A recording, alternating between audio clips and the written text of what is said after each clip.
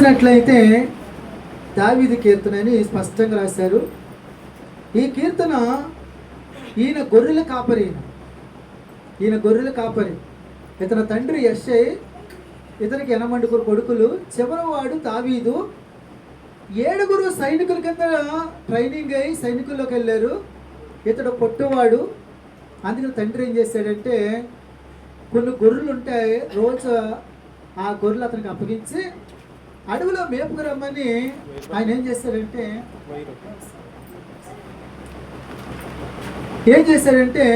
ఇంకా దావీదుకి అప్పగించాడు. ఇప్పుడు అతనికి కొన్ని గొర్రెలు ఉన్నాయి. ఆ గొర్రెల కాపరి ఎవరంటే దావీదు. ఆమేన్, హల్లెలూయా. ఇప్పుడు దావీదు పని ఏంటంటే, ఆ కొన్ని గొర్రెలను తీసుకెళ్ళి వాటికి టయానికి మంచి ఆహారం పెట్టి సమయానికి మంచి నీళ్ళు ఇచ్చి అలా పోషించవలసిన బాధ్యత తండ్రి ఏం చేశారంటే దావీదుకు అప్పగించాడు. ఆమేన్, హల్లెలూయా. దావీదుకు ఉన్న ఇంకో గుణం ఏంటంటే, దావీదు చిన్నప్పటి నుంచి ఊహ తెలిసిన తర్వాత, దేవుడు తెలుసుకున్న తర్వాత తన జీవితంలో మొదటి స్థానం ఎవరికి ఇచ్చాడంటే దేవునికి ఇచ్చాడు.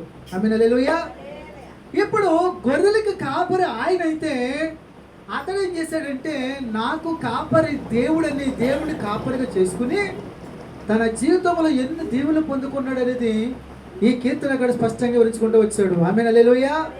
దేవుని పిల్లలారా జాగ్రత్తగా ఉందాం. దేవుడు చెప్పిన మాట ఏంటంటే దావీదుని, అతడు నా హృదయానుసారుడు అంటే అంత భక్తి చేశాడు. దేవుడి చేత దీవించబడిన వ్యక్తి దావీదు. ఆమేన్, హల్లెలూయా.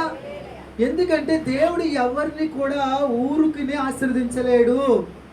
ఆయన మన పైరొప్పని చూసి, మనం ఏదో మౌనంగా ఉన్నామని చూసి దీవించాడు.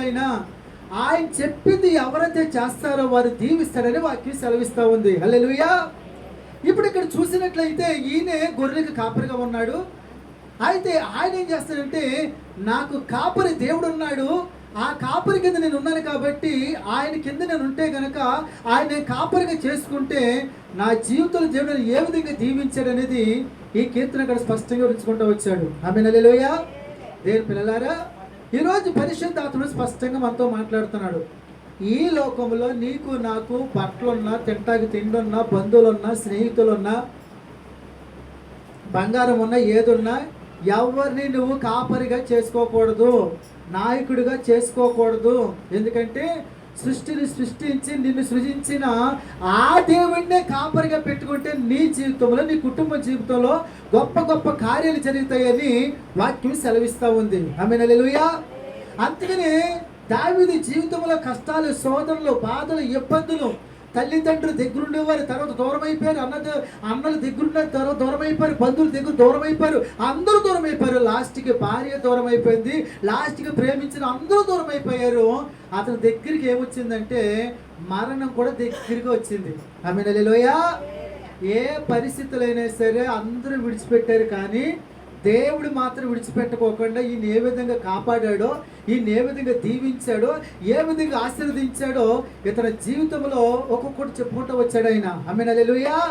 నేను పిల్లలారా, అందుకని మనం చేసిన పని ఏంటంటే, తల్లైన తండ్రిని విడిచిన నేను విడవను, నా జీవితంలో నన్ను విడిచిపెట్టిన వ్యక్తి ఎవరన్నా ఉన్నారంటే యేసయ్య తప్ప ఇంకెవరు మనకు తోడుగా ఉండలేరు. హల్లెలూయా.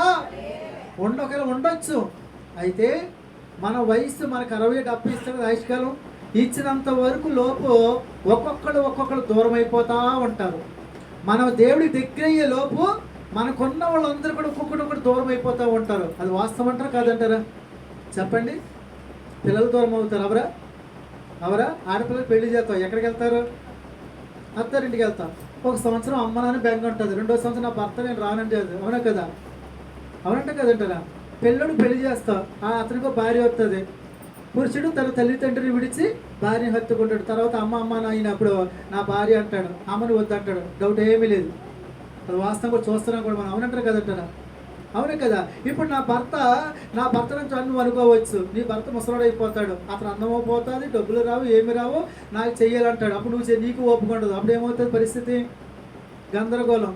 ఏమో నీ ముందు నీ భర్త వెళ్ళిపోవచ్చు దేవుడి దగ్గరికి, నీ భార్య వెళ్ళిపోవచ్చు, లాస్ట్కి బంగారం ఉండొచ్చు, బంగారం ఉండొచ్చు, నీ కూతురు మొత్తం పెట్టి పంపించేసి నీ బంగారం లేకపోవచ్చు, నీకు బట్టలు అంటే ఇష్టము, బట్టలు కూడా మాయమైపోవచ్చు. లాస్ట్కి ప్రతిదీ మనము దేవుడు మనకు ఆశీర్వదించిన సమయంలో చివరి వరకు ఒక్కొక్కటి అందరూ విడిచిపెడతారు మనల్ని. హల్లెలూయా.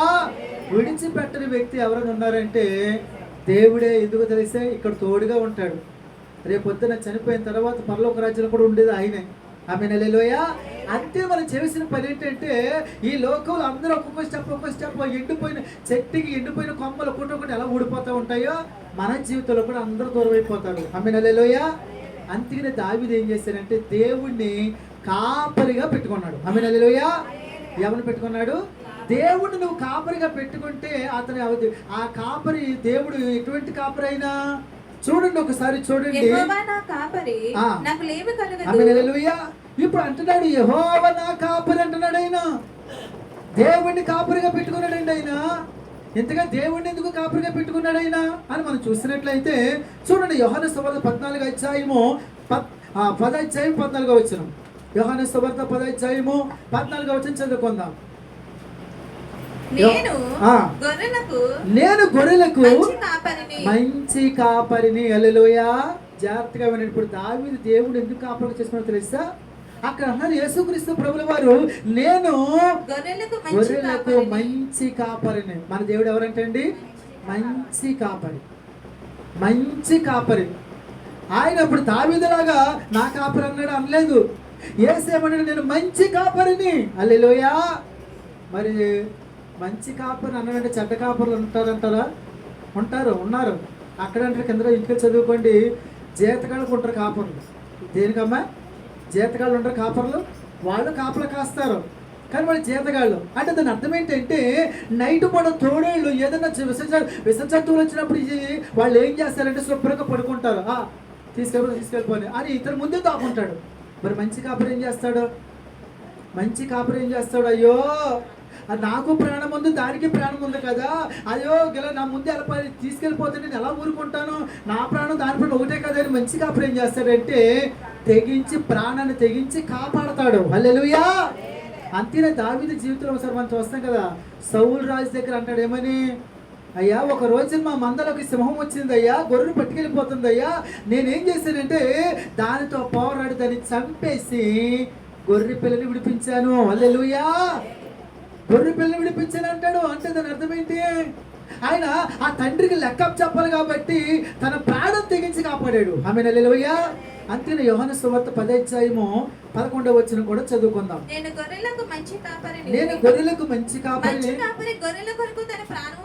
ఆమె హల్లెలూయా. నేను మంచి కాపరి అని చెప్పాను తెలిసేనా? ప్రాణం పెట్టాడు. మరి యేసుక్రీస్తు ప్రభుల వారి ప్రాణం పెట్టలేదైనా? అమ్మా ఈ లోకానికి 2026 సంవత్సరం వచ్చి ఆయన కలవరిసి నీ కొరకు ప్రాణం పెట్టలేదైనా? ఆయన మంచి కాపరి కదైనా? ఆమె హల్లెలూయా.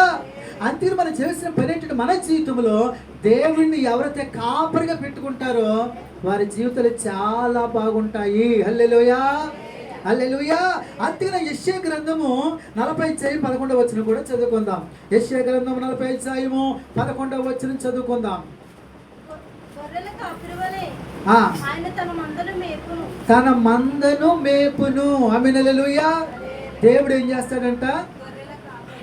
తన మందను మేపును అన్నాడు ఆయన.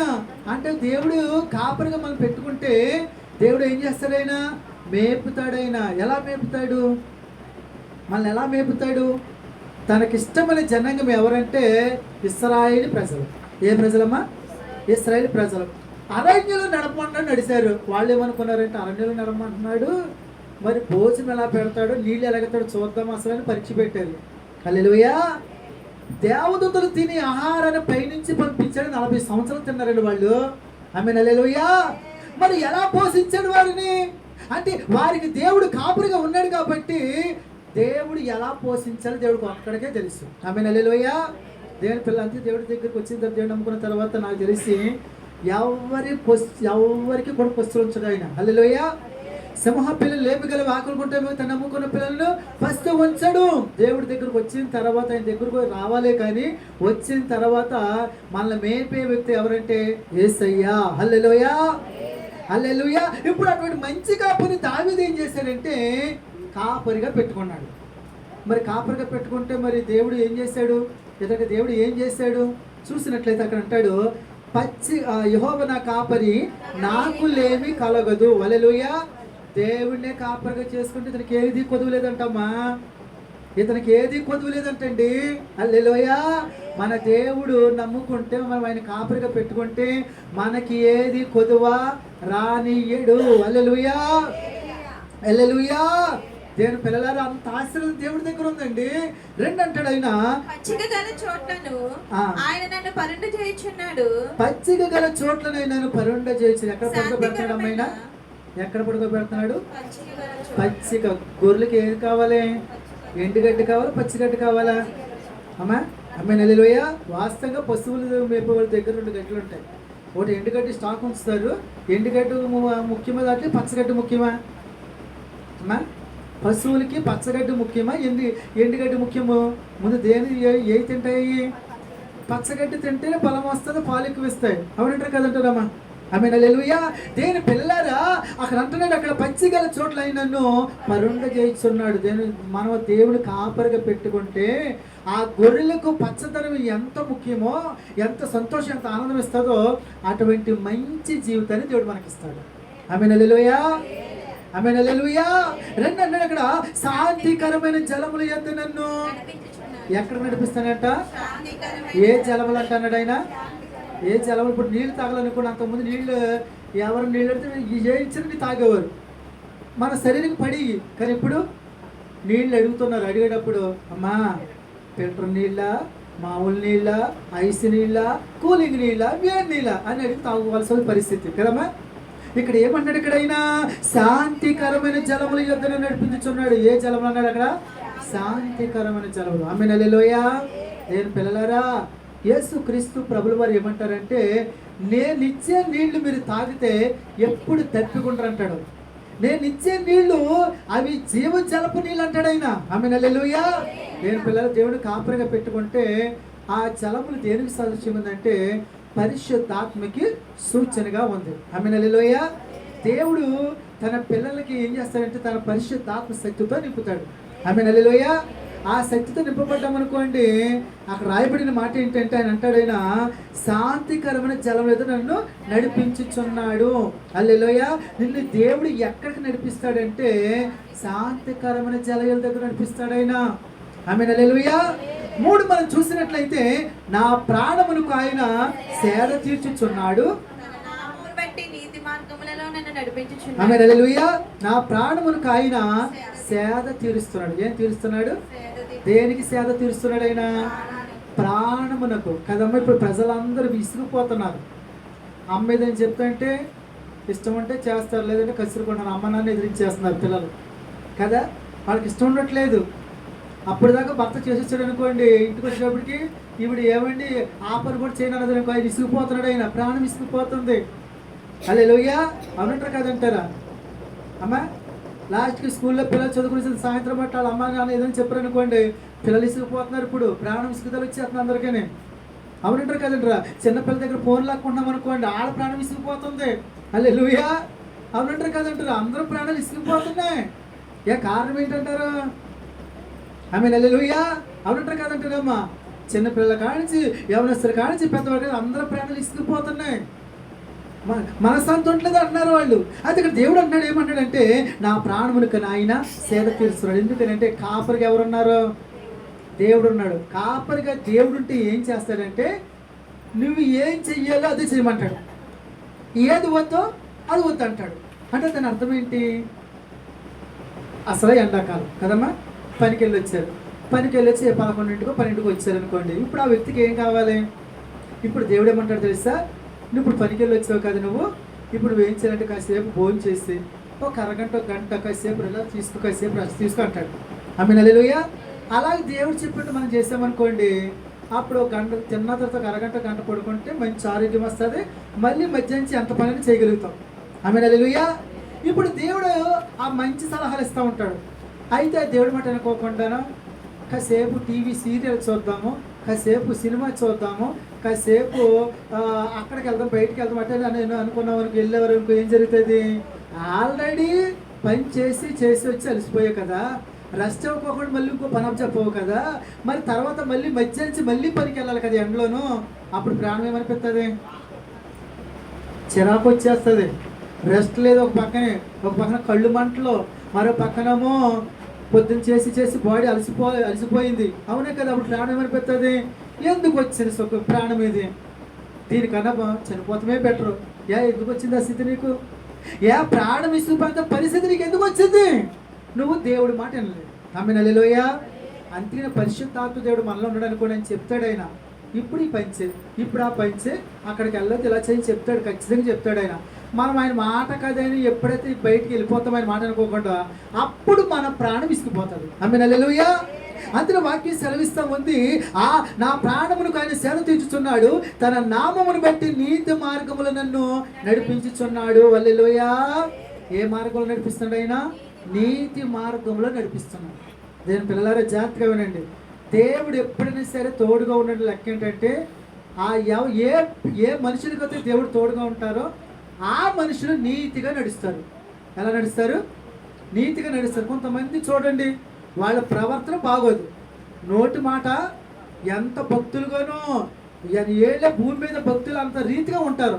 మనకు తెలిసిపోతుంది, ఇదేంట్రా నోటంటే మాట్లాడినామో దేవుడి మాటలు వస్తానే, ప్రవర్తన చూస్తేనేమో రివర్స్గా ఉంది అనుకుంటాం.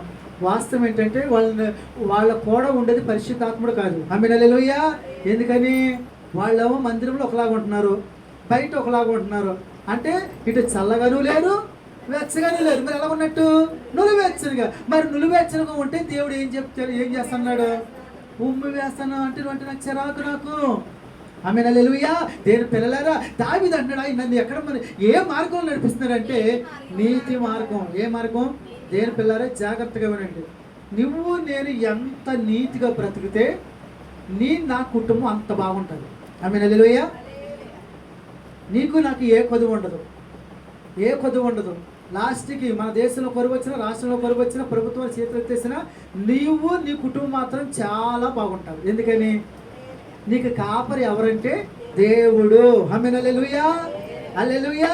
అందుకే లోకం పరిస్థితి మనం చూస్తూ ఉన్నాం. ఇప్పుడు భయంకర రోజుల్లో ఉన్నాం. ఏ రోజులమ్మా? మామూలు రోజులు కాదు, భయంకర రోజులమ్మా. పచ్చకామరుడికి లోకమంతా పచ్చగా ఉన్నట్టు ఇప్పుడు ఎవరు చూసిన పరిస్థితి ఎలాగైపోతుందంటే, ఒక మంచి కనిపిస్తుందా, ఏం మంచితనం చూద్దామంటే కనిపించట్లేదండి. మరి కారణం ఏంటి? మనుషులు హృదయాలు చెడిపోయి, మనుషులు మనస్సులు పాడైపోయి. ఆమేన్. హల్లెలూయా. దేని పిల్లారా జాగ్రత్తగా వినండి. పైకి వాహనాలన్నీ బాగానే ఉంటాయి. ఆమేన్. హల్లెలూయా. తారకు బండ్లన్నీ బాగానే ఉంటాయి. తారక దగ్గరకు వచ్చిన తర్వాత తెలుస్తుంది కొత్త బండే కదా, ఏం పోయింది అనుకుంటాడు ఆయన. అవును కదా. అన్నీ బాగుండి బ్రేక్ ఫెయిల్ అయింది అనుకోండి, కొత్త బండే బ్రేక్ ఫెయిల్ అయింది. అప్పుడు దాని పరిస్థితి ఏంటి? బంగారులా ఉంది కదా బండి అనటం పై రూపం చూస్తే మనం, కానీ ఎందుకు వచ్చింది సెట్ కది, బ్రేక్ ఫెయిల్ అయిపోయింది. అవునంటారా కదంటారా? అలాగే పైకి అందరూ బాగానే ఉన్నారు, లోపల ఏం జరుగుతుందో తెలుసా? మేడు పండు చూడు ఉండును, పట్టం ఇప్పు చూడు పురుగులు ఉన్నట్టు ప్రజలందరూ పైకి బాగానే ఉన్నారు, లోపల హృదయం మాత్రం చెడిపోతుంది. హల్లెలూయా. నేను పిల్లలారా అంటారు కదా, లోకల్ పెద్దలు అంటారు, ఏమంటారు తెలుసా? ఆడు మనిషి మంచోడే, మనస్సు మంచిదేరా అంటారు. మనిషి మంచోడు కాపురం పర్లేదు, కానీ మనస్సు మాత్రం మంచిగా ఉండాలి. ఆమేన్. హల్లెలూయా. ఏ మనస్సు మంచిగా ఉంటుందో ఖచ్చితంగా ఆ మనిషి మంచి పనులే చేయగలుగుతాడు. ఆమేన్. హల్లెలూయా. అవునంటారు కదంటారా? అందుకనే దేవుడు కూడా ఒక మంచి మాట ఏమంటాడంటే, మీలో మీకు ఎవరికైనా కొన్ని అభ్యంతరం చేస్తుంది అనుకోండి, కొన్ని తీసేయండి అన్నాడు. మీరు పాపం చేయడానికి మీ కాలు మిమ్మల్ని అభ్యంతరపరుస్తుంది అనుకోండి, కాలు తీసేయమన్నాడు. అంటే దాని అర్థం ఏంటి? మీరు నీతి మార్గంలో నడిచేటప్పుడు మీకు ఏదైతే ఆటంకం ఉందో ముందు దాన్ని తీసేయండి అంటాడు ఆయన. ఆమేన్. హల్లెలూయా. దేని పిల్లలారా, మన పరిశుద్ధాత్మను దేవుడు కాపరిగా పెట్టుకుంటే ఆయన మనల్ని ఎక్కడ నడిపిస్తాడు తెలుసా? నీతి మార్గంలో నడిపిస్తాడు. హల్లెలూయా. ఎందుకంటే నీతి మార్గంలో ఎవరితో నడుస్తారో దేవుడికి బలులు అర్పించడం కంటే నీతి న్యాయం కలిగి ఉంటాడు ఆయనకి ఇష్టం. ఆమేన్. హల్లెలూయా. ఏది ఇష్టం అంటే ఆయనకి? సామెతలు సొలొమోను అంటాడు ఆయన. ఎందుకంటే సొలొమోను కాలంలో ఏ యుద్ధం జరగలేదు, కానీ బలులు అర్పించేవారంట, ఎక్కువ బలులు అర్పించేవారంట. ఈయన ఏమంటాడంటే, చదువు తల్లి. నీతి న్యాయములను అనుసరించి నడుచుకొనుట ఆ. బలులను అర్పించుట కంటే యెహోవాకు ఇష్టము. ఆమేన్ హల్లెలూయా. దేవుడికి ఏది ఇష్టమంట? నీతి దేవుడికి ఏది ఇష్టమంట? ఇక్కడికి రోజు మీరు అందరూ వచ్చారు కదా, దేవుడు మీకు ఇచ్చిన ఆశీర్ దాంట్లో పంటలో ఏంటో కానీ కూరగాయలు ఏంటో బియ్యములు ఏంటో ప్రతి దాంట్లో కానుకలు అన్నింటిలో పట్టుకొస్తారు. ఎందుకంటే దేవుడు చెప్పిన ప్రకారం పట్టి రావాలి మీకు ఆశీర్వాదం. అయితే వాటి కన్నా ముఖ్యమైనది ఏంటంటే నీతిగా న్యాయంగా బ్రతకాలంట. ఆమేన్ హల్లెలూయా, ఆమేన్ హల్లెలూయా అని చెప్తా అంటాడు అక్కడ. గాఢాంధకారపు లోయలో నేను సంచరించినను ఏ అపాయం నాకు భయపడను. ఆమేన్ హల్లెలూయా. గాఢాంధకారపు లోయలో నేను సంచరించినను ఏ అపాయమునకు భయపడనప్పుడు. ఏ లోయ అన్నాడైనా? ఏ లోయ అంటే గాఢాంధకారం అంటే వెలుగు ఉంటుందా అక్కడ, చీకటి ఉంటుందా? అంటే ఇక్కడ దావీదు ఏమన్నాడంటే గాఢాంధకారపు లోయలో నేను సంచరించినను ఏ అపాయము భయపడను. నేను భయపడను, నేను చీకట్లో నడిచిన భయపడను. అంటే దాని అర్థం ఏంటి? దేవుడు నమ్ముకున్న పిల్లలారా, మన జీవితంలో ఒక్కొక్కసారి ఎలాగుంటాయి అంటే తిండి ఉండకపోవచ్చు, బట్టలు ఉండకపోవచ్చు, ఆదరించే మనిషి లేకపోవచ్చు, రోగం అలాగే కంటిన్యూగా ఉండొచ్చు. హల్లెలూయా. అప్పుడు మన పరిస్థితి ఎలా ఉంటుంది? ఎలా ఉంటుంది? అయినా సరే దావీదు అంటాడు నేను భయపడను. అందుకని ఏ లోయలు నడిచినా నాకు కాపరికి ఎవరున్నారు? ఆమేన్ హల్లెలూయా. అవునంటారు కదంటారా? ఇప్పుడు వాస్తవంగా కుక్కలు మరుగుతూ ఉంటాయి, కుక్కను చూసి పిల్లడు భయపడతాడు. అవునంటారు కదంటారా?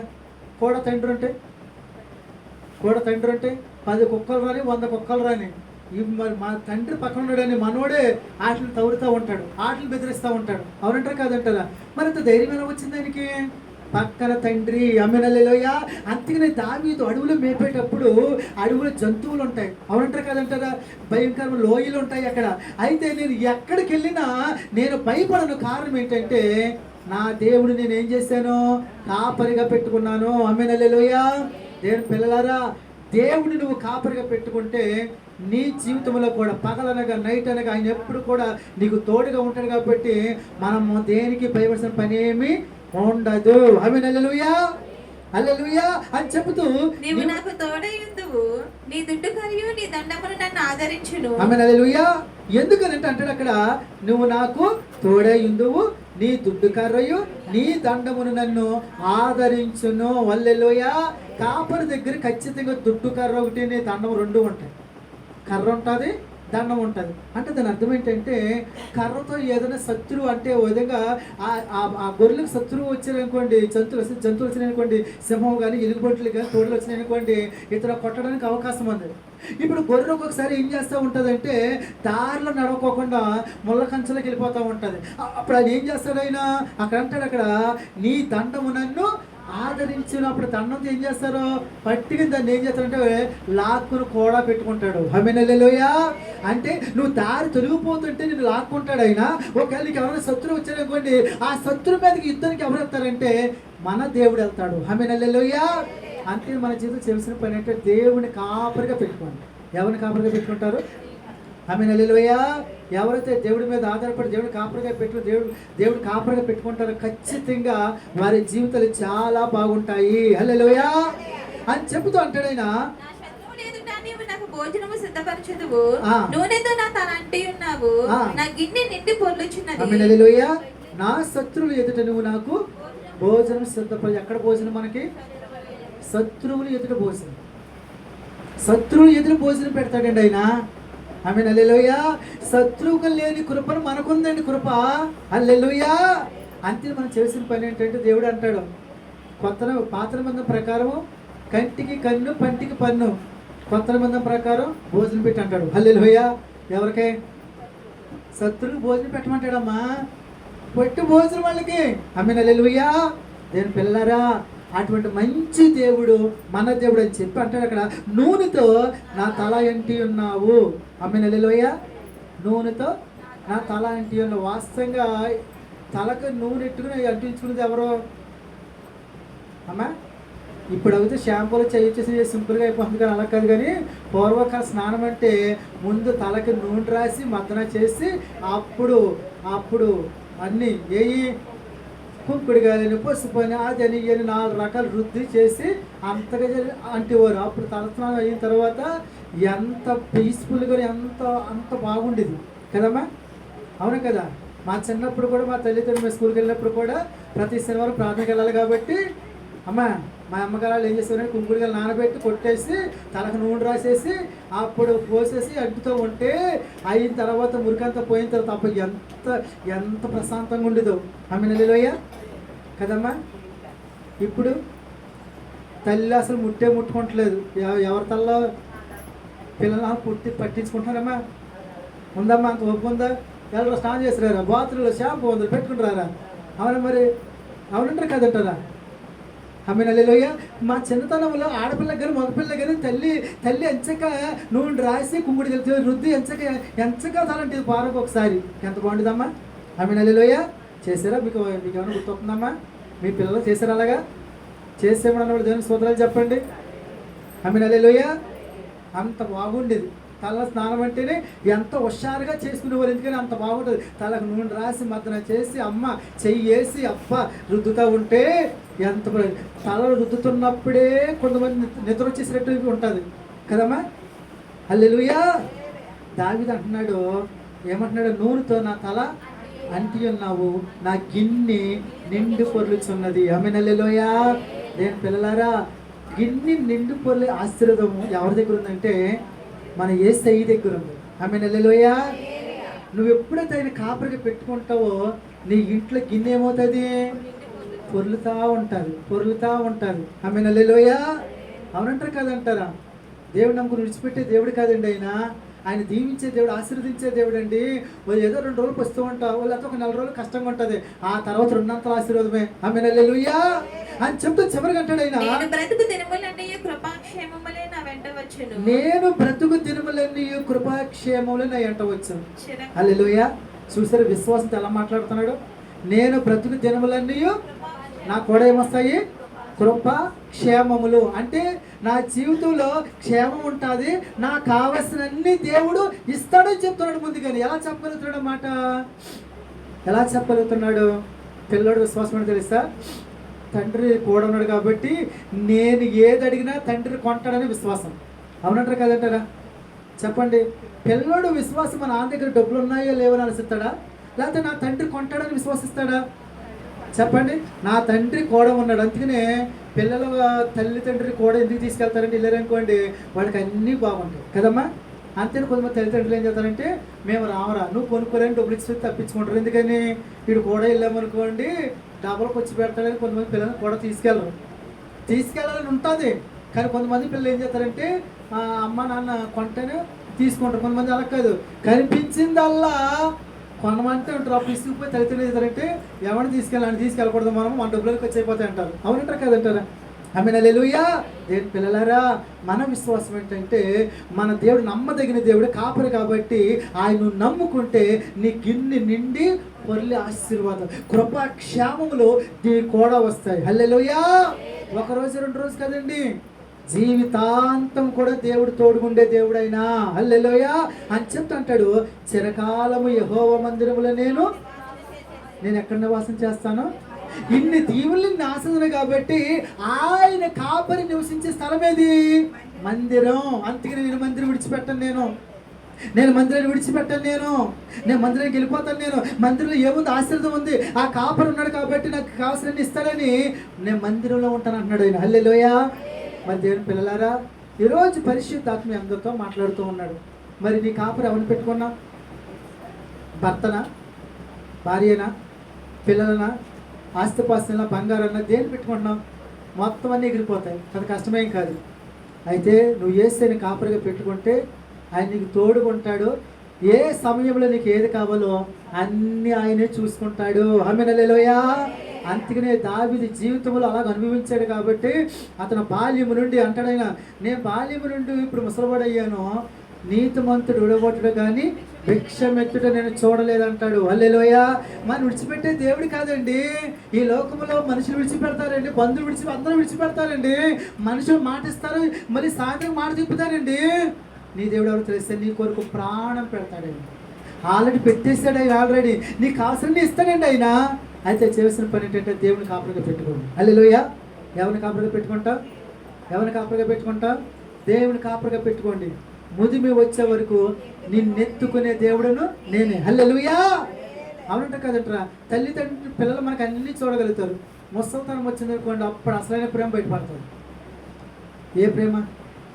అసలైన ప్రేమ అంటే మరి ముసలితనంలో కదలలేదు, మెదలలేదు. అప్పుడు సాక్ష్యం ఎవరు చేయాలి? అప్పుడు ఎవరు చేయాలి చెప్పండి? వీడు చిన్నపిల్లడు ఉన్నప్పుడు ఏ తల్లిదండ్రులతో చేశారో వాళ్ళ ముసలితనంలో ఓ విధంగా ముసలోళ్ళని చిన్నపిల్లలు ఒకటే సమానం. హల్లెలూయా. అవునంటారు కదంటారమ్మా? చెప్పండి. చిన్నపిల్లలు చేతులకు నడిపించాలి, వీళ్ళు ముసలైన తర్వాత వీళ్ళు చేయటం మనం నడిపించాలి పిల్లలు. అవునా కదా? సేమ్ ఒకటే ఇద్దరును. అయితే చిన్నపిల్లడికి ఉన్నప్పుడు నేను చూసిన తల్లిదండ్రులు పెద్ద అయినప్పుడు వాళ్ళు ముసలితనం వచ్చినప్పుడు వాళ్ళని ఎవరు చూడాలి? పిల్లలే పట్టించుకోవాలి. అవునా కదా? అవునా కదా? మరి అప్పుడు ప్రేమ ఎలా ఉంటుంది? చూస్తున్నాం కదా ఇప్పుడు అందరూ.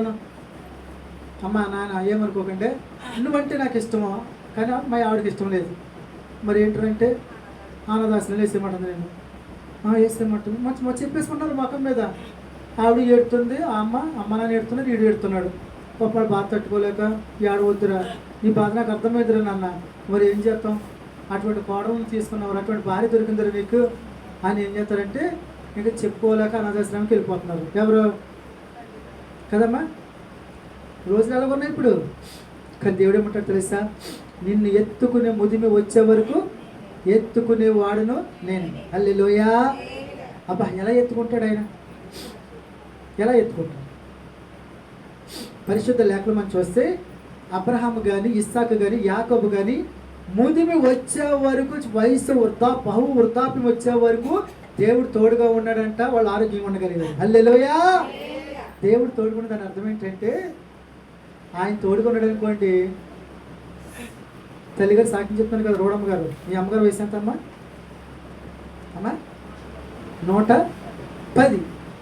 110 సంవత్సరాల వయసు వాళ్ళ అమ్మగారికి. ఇప్పుడు మీ అమ్మగారే వండుకుంటారమ్మ. ఇప్పుడే కొడుకులు ఎడతారు, తన పని తానే చేసుకుంది. 110 సంవత్సరాలు అంట. ఆవిడ దేవుడిని నమ్ముకుంది. ఎప్పుడు ప్రార్థన చేతనే ఉంటుందంట. ఎప్పుడు మళ్ళీ పైగా ప్రార్థన ఏంటంటే, నాయన 110 వచ్చేసినాయి నన్ను తీసుకోండి అంటుందంట. అడుగుతుందంట దేవుడిని. ఆయన వాళ్ళు కంగారు పడక అంట. ఆయన తన పని చేసుకుంటుంది, తన పని చేసుకుంటుందంట. అక్కడ కొడుకులు అందరూ ఉన్నారు కాబట్టి నెలకొకరు రోజుకొకరు పెడతారు భోజనం. పక్కనట్టండి తన పని తను చేసుకుంటుంది. ముందు ఆవిడ బట్టలు ఆవిడ చేసుకుంటుందంట, ఆరబెట్టేసుకుంటుందండి, ఆవిడ కాడి చేసుకుంటుందంట. ఎన్ని సంవత్సరాల వయసు? ఎన్ని సంవత్సరాలమ్మా? 110 కదమ్మా. ఇప్పుడు 30 రాగానే 40 రాగానే మా ఆయన చక్కబెట్టలేకపోతున్నాను, పిల్లల్ని చక్కబెట్టలేకపోతున్నానండి, వచ్చేస్తానని పడుకుంటుంది ఈ తల్లి. ఏ తల్లి? ఆ తల్లి. ఏ తల్లి అది? అలా 40 సంవత్సరాలతో నేర్చుకుంటున్నట్టమ్మా. అమ్మా నేర్చుకుందుకు వస్తుంది, మీకు నేర్చుకుందుకు వస్తుంది. దేవుడిని కాపరిగా చేసుకున్నారనుకోండి, ఆయనే శక్తిని బలాన్ని ఇస్తాడు. ఆమె హల్లెలూయా. అవునంటారు కదంటారా? మరి ఆ తల్లి నమ్ముకున్న దేవుడు ఎవరు? యేసయ్య నమ్ముకుంది. 110 సంవత్సరాలంట. ఆవిడ పని ఆవిడ చేసుకుంటుందంట. మనకు ఒకళ్ళు చెయ్యాలి మనకి కదమ్మా. ఇంట్లో భర్త లేకపోతేనేమో ఇంటికి పే చేసుకోలేదు, భార్య లేకపోతే ఆయన పని ఆయన చేసుకోలేడు కదమ్మా. అలా ఉన్నారు భార్య భర్త ఇద్దరు. హల్లెలూయా. నేను సూత్రాలు చెప్పండి. భార్య మీద ఆధారపడకండి, భర్త మీద ఆధారపడకండి. ఎవరి పనులు చేసుకోండి. హల్లెలూయా. ఎవరి పనులు చేసుకుంటూ ఉంటే మన అవయవాలు ఎదుగుతూ ఉంటాయి, కష్టపడుతూ ఉంటాయి. కాబట్టి రేపు పొద్దున ఎక్కువ ఆయుష్లను బ్రతికే అవకాశం ఉంది. ఎవరి పనులు వాళ్ళు చేసుకుంటూ ఒకళ్ళ మీద ఆధారపడ్డామనుకోండి, ఇండైరెక్ట్గా ఏంటంటే నీకు ఒకళ్ళు చేస్తారు, కానీ ఇండైరెక్ట్గా నువ్వు బద్దకించేసి సోమర్థనం పెరిగిపోయి లాస్ట్కి ఏమవుతుందంటే నీ పని నువ్వు చేసుకోలేక లాస్ట్కి ఎక్కడికి వెళ్ళిపోతావు తెలుసా? ఎక్కడికమ్మా? అంతే డాక్టర్ దగ్గరికి వెళ్తారు. ఆయన ఏమంటాడు తెలుసా? నా దగ్గరకు వచ్చి నా చేతులు ఏం చెప్పమ్మా, నీ పని నువ్వు చేసుకుని కష్టపడమంటున్నాడు ఆయన. అంతేనమ్మా. ఆయన చేసి పని అదే చెప్పింది అదే కదా. ఆమె హల్లెలూయా. నేను పిల్లలారా, ఈరోజు పరిశుద్ధ స్పష్టంగా మనతో మాట్లాడతాను.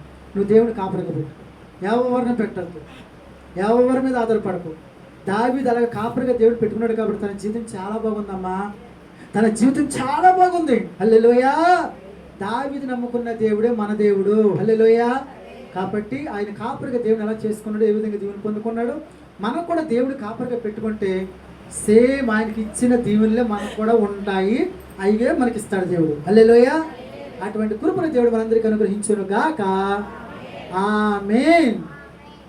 సాక్ష్యం చెప్పిన వాక్యం చెప్పి సెలవు తీసుకుందాం.